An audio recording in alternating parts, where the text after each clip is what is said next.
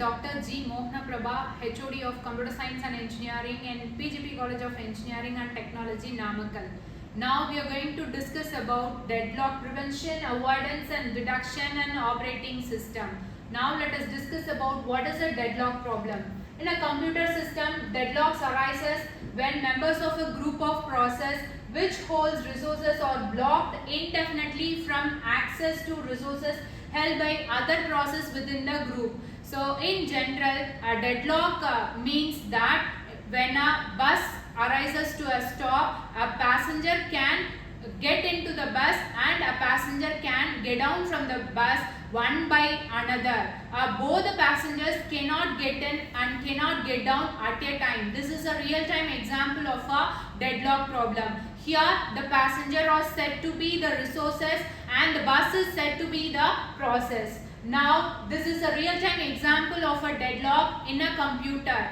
PI is a process and PJ is another process. PI requests one input-output controller. Input-output controller is nothing but the resource and the system allocates that input-output controller to the process PI. Now second process PJ requests another input-output controller. Again the system allocates the second resource to the second process PJ. Now PI wants, that is the first process wants another input-output controller, but the process PI requests another input-output controller which is held by the process PJ, that is second process. Now this situation is said to be a deadlock. The process requests resources which is held by another process is said to be a deadlock. The process cannot able to complete its work until the next resource has been allotted which has been held by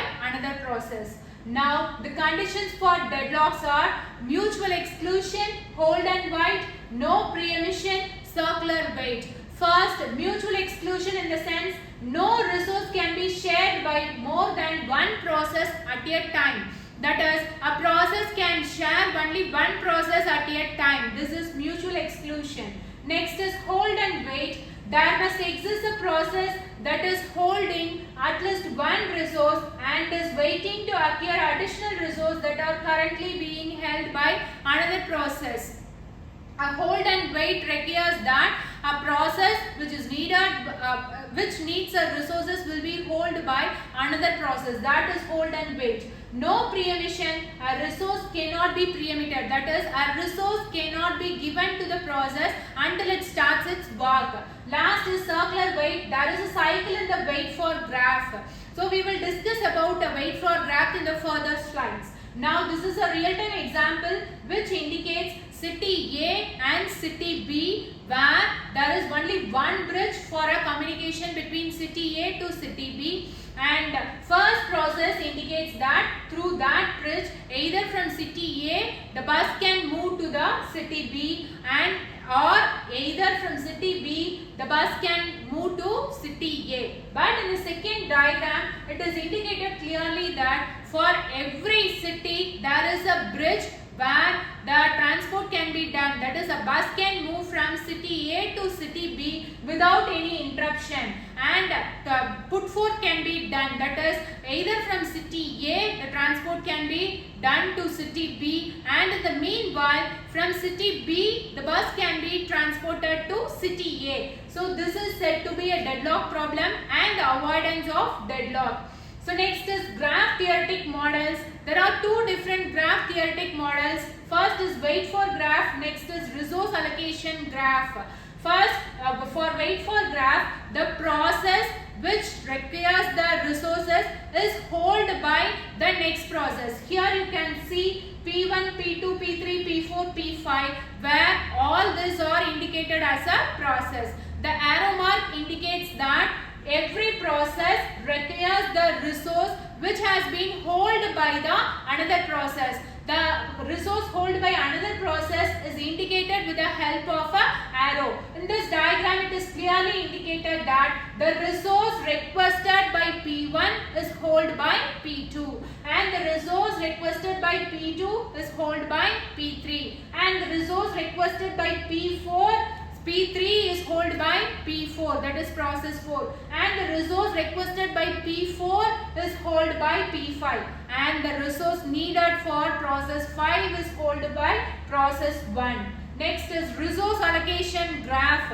So in this resource allocation graph, it is clearly mentioned as process as P1, P2 and resources as R1 and R2.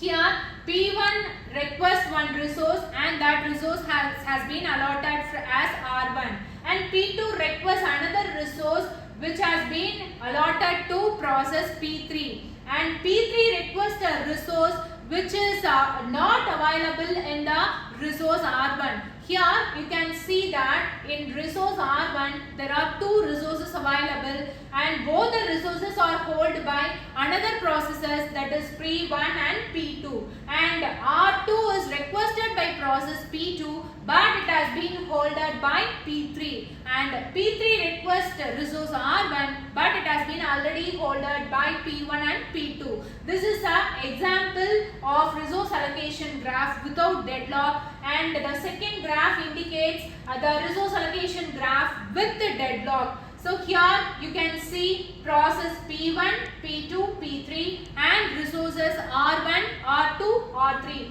The arrows indicate clearly that process P1 requested resource R1 and it has been allotted, but it requests for the second resource R2 but it has been already holded by process P3, and the second process P2 is already allotted with resource R1 and it requests for the resource R2 which has been already holded by P3. So now all these three processes P1, P2, P3 cannot able to complete since the resources requested by all this process are holded by another process. So when the resources has been relieved from the process, then only it is able to, the process may able to complete its work. That is said to be a deadlock.